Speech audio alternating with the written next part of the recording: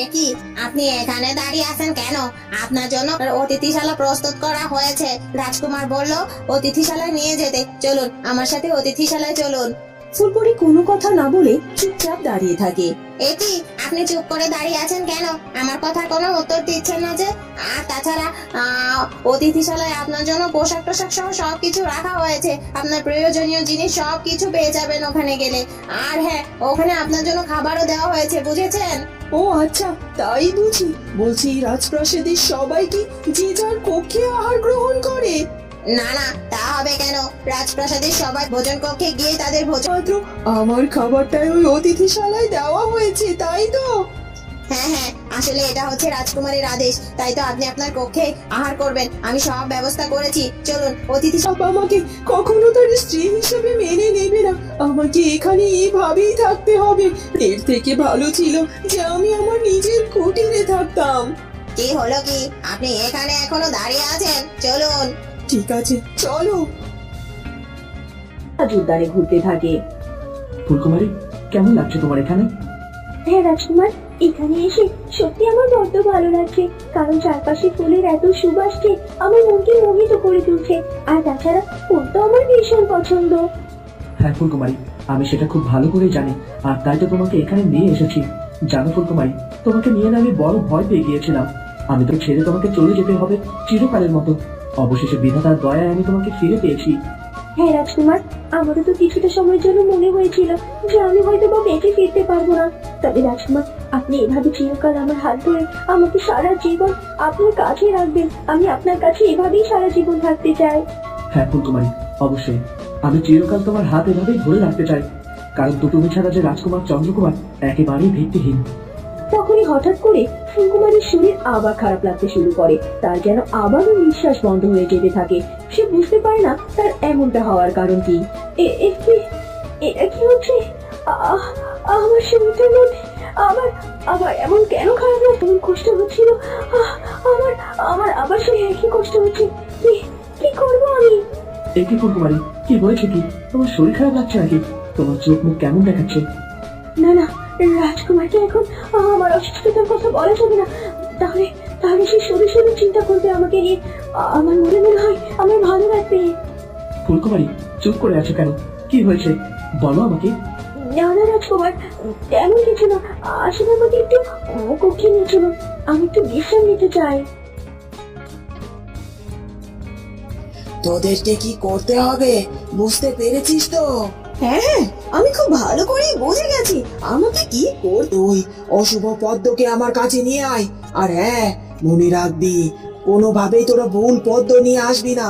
আর কোন সরোবর থেকে পদ্ম নিয়ে আসবি সেটা তো তোদেরকে আমি বলেই দিয়েছি, তাই না? যেখান থেকে বলেছি ঠিক সেখান থেকে নিয়ে আসবি ওই অশুভ পদ্ম। আর হ্যাঁ, অসম্ভব আমার সামনে এসে হাজির করবি ওটাকে। ঠিক আছে, সবই বুঝলাম, কিন্তু পদ্ম ফুল দিয়ে কি হবে সেটাই তো আমি বুঝতে পারছি না তন্ত্রমাতা। হবে হবে, অনেক কিছু হবে। তোদেরকে আমি সবকিছু বুঝিয়ে পরে বলবো। তবে এইটুকু শুনে রাখ, ওই পদ্ম ফুলই একমাত্র পারে ওই ফুলকুমারীর জীবন প্রদীপ নিভিয়ে দিতে। আর যা, দেরি না সম্ভব। ঠিক আছে তন্ত্রমাতা, আপনি নিশ্চিন্তে থাকুন। আমি সময় মতো পদ্মটিকে নিয়ে এসে আপনার কাছে হাজির করব। চল দাসী, তাহলে আমরা কেন দেরি করছি? আমরা এক্ষুনি রওনা দিই ওই অশুভ পদ্ম নিয়ে আসার জন্য। উর্মিমালার দাসী সেখান থেকে বেরিয়ে যায় ওই অশুভ পদ্মটি নিয়ে আসার জন্য। শুভ্র পদ্মের কারণে বেঁচে থাকবি, আর ওই পদ্ম তোর প্রাণকে আলোকিত করবে।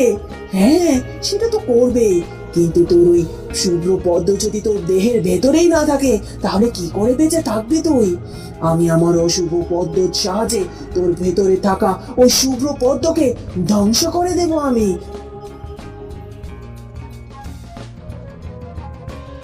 আমি রাজপ্রাসাদের পুত্রবধূ, অথচ আমার পরিচয় আমি রাজপ্রাসাদের অতিথি। আমি এই রাজপ্রাসাদের রাজবধূ হয়েও সবার সাথে একসাথে ভোজন কক্ষে ভোজনও করতে পারবো না। আমাকে সবসময় এখানেই থাকতে হবে, এখানেই আহার গ্রহণ করতে হবে। অথচ রাজকুমার প্রতাপ আমার স্বামী, কিন্তু বাস্তবে তো এটা মিথ্যে নয়। আমার কেন জানি না ইচ্ছে করছে রাজকুমার প্রতাপের কাছে নিয়ে তার সাথে সময় কাটাতে। কেন জানি না, তার জন্য আমার মনের মধ্যে এক অদ্ভুত আবেগ কাজ করে। তার মানে কি এটা ভালোবেসে আর কি হবে? রাজকুমার প্রতাপ তো কখনো কোনো দিনও আমাকে ভালোবাসবে না, কারণ রাজপুত্রের মন জুড়ে শুধুমাত্র ফুলকুমারী, আমি নই। তবে যাই হোক না কেন, আমি জানি রাজকুমার প্রতাপের কাছে গিয়ে যদি আমি আমার ভালোবাসার কথা জানাই, তাহলে রাজকুমার প্রতাপ ভীষণ রেগে যাবে। ওকে রাখবো না। রাজকুমার প্রতাপকে আমি জানিয়ে দেব আমার মনের কথা। আমার মনে হয় এতে করে রাজকুমার প্রতাপ কিছুটা হলেও আমার জন্য একটু ভাববে। বিধাতার ইচ্ছায় আমার জন্য তার মনের মধ্যে ভালোবাসা সৃষ্টি হলেও হতে পারে। না না, আর দেরি করব না, আমি এক্ষুনি রাজকুমার প্রতাপের মুখোমুখি হব। দাদা, অন্য কোনো মেয়েকে আমাকে বিবাহ করতে হবে। আমি তো আমার মন প্রাণ দিয়ে আমার ফুলকুমারীকে শুধুমাত্র ভালোবেসেছি। আমি তো ফুলকুমারীকে ছাড়া কিছুই ভাবতেও পারি না। কিন্তু ওই পরিণামের মেয়েটি তো বড্ড সহজ সরল। ও তো দিনের পর দিন আমার সেবা শুশ্রূষা করে আমাকে সুস্থ করে তুলেছে, আর গ্রামের লোকজনেরা ভুল বুঝে ওর সাথে আমার বিবাহটা দিয়ে দিল। কিন্তু এখানে তো ওই মেয়েটির কোনো দোষ নেই। আমার জন্য শুধুমাত্র ওই মেয়েটিকে এত কিছু সহ্য করতে হচ্ছে। আমি আমি কি করে মেয়েটিকে আমার নিজের স্ত্রী হিসেবে গ্রহণ করব? কোনোভাবেই তো সেটা করতে পারবো না, কারণ আমার ভালোবাসার মানুষ শুধুমাত্র একজনই। সেখানে যে অন্য কাউকে আমি বসাতে পারবো না।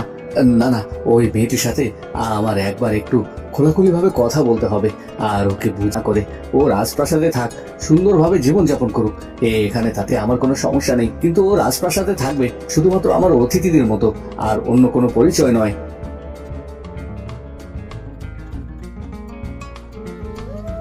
ওদিকে ফুলকুমারী তার বিছানায় শুয়ে বিশ্রাম নিতে থাকে। ফুলকুমারী, তোমার শরীর এখন কেমন লাগছে? ভালো লাগছে তো? হ্যাঁ রাজকুমার, এখন আমার শরীর ভালো লাগছে, কিন্তু আপনি এত চিন্তা করবেন না তো। তুমি অসুস্থ হয়ে যাবে, আর তোমাকে নিয়ে চিন্তা করবো না, এটা কি করে হতে পারে ফুলকুমারী? জানো, তুমি যখন বললে তোমার শরীর ভালো লাগছে না, তুমি বিশ্রাম নিতে চাও, তখন আমার মনের মধ্যে এক অজানা ভয় বাসা বেঁধেছিল। মনে হচ্ছিল আবার নতুন করে কোনো বিপদ আসছে। না না রাজকুমার, আমাকে স্পর্শ করতে পারবে না। আপনি শুধুমাত্র সবসময় আমার পাশেই থাকবেন, আর এটাই আমার চাওয়া। আছি তো ফুলকুমারী, সবসময় আমি তোমার কাছেই আছি। তুমি ভয় পেও না, আমি কখনো কোনোদিনও আমার কাছ থেকে তোমাকে হারিয়ে যেতে দেবো না। তোমাকে সবসময় আগলে রাখবো। আমি জানি রাজকুমার, আপনি সবসময় আমাকে আগলে রাখবেন, কিন্তু তারপরও মনটার মধ্যে কেমন যেন অস্থির অস্থির লাগে। কেন জানি না, মনে হয় আবার কি হতে চলেছে। তবে তুমি আমাদের সবাইকে রক্ষা করো।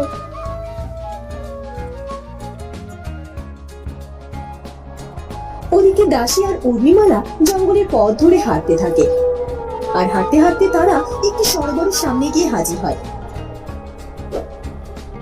দাঁড়া দাঁড়া, এখানে দেখ, সরোবরে কতগুলো পদ্ম ফুল ফুটে আছে। আচ্ছা, তন্ত্রমাতা আমাদের আবার এই সরোবরের কথা বলেনি তো? হ্যাঁ হ্যাঁ, আমার তো মনে হচ্ছে এটাই সেই সরোবর। তন্ত্রমাতার কথা অনুযায়ী আমরা যেভাবে এসেছি, তাতে করে তো এই সরোবরটি আমাদের সামনে পড়লো। আর আশেপাশে কোনো পদ্মপুকুর বা সরোবর আছে বলে তো আমার মনেও হচ্ছে না। আমাদের মনে হয় এই পদ্মপুকুর থেকে একটি পদ্ম তুলে নিয়ে যাওয়া অবশ্যই কাজ করছে। দাসী, এমনও তো হতে পারে এই জঙ্গলে আরো পদ্মপুকুর আছে, আর আমরা হয়তো বা ভুল পদ্মপুকুরের কাছে এসেছি। হ্যাঁ হ্যাঁ, সেটা হতেই পারে, কিন্তু কি করবো এখন বলুন তো? আমরা কি করে বুঝবো যে এটা সেই পুকুর না অন্য পুকুর? আর তাছাড়া এতগুলো পদ্মের মধ্যে আমরা বুঝবো কি করে যে কোনটা অশুভ পদ্ম, কোনটা অশুভ? এই জঙ্গলে অন্য কোথাও অন্য কোনো পদ্মপুকুর আছে কিনা? যদি অন্য কোথাও অন্য কোনো পদ্মপুকুর খুঁজে না পাস, তাহলে ভাববো যে তন্ত্রমাতা আমাদের এই পদ্মপুকুরটার কথাই বলেছে। ঠিক আছে, আপনি তাহলে এখানে কিছুক্ষণ অপেক্ষা করুন, আমি একটু দেখে আসি। এরপর দাসী সেখান থেকে চলে যায়। অপেক্ষা করতে হবে, তবে এখান থেকে ওই অশুভ পদ্ম কি করে চিহ্নিত করবো সেটাও আমাকে বুঝতেই হবে।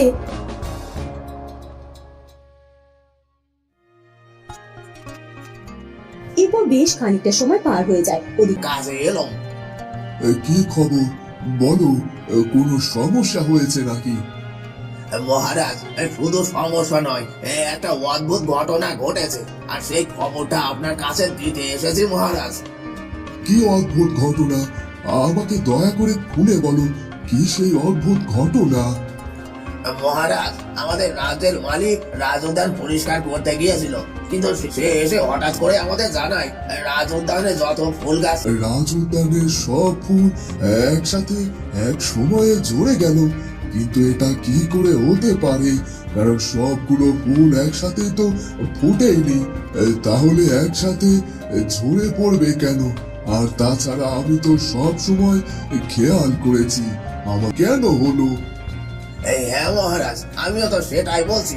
সে এত বছর ধরে রাজউদ্যানের কাজ করে, কিন্তু এমন আজব ঘটনা সে কখনো দেখেনি। সে তো এই ব্যাপারটা নিয়ে বড্ড চিন্তিত। এই ব্যাপারটা যে এগুলো কি আসলেই হয়েছে নাকি এর পেছনে কোনো কারণ আছে? ঠিক আছে মহারাজ, আমি তাহলে এখন আসছি। এ কথা বলে প্রহরী সেখান থেকে চলে যায়।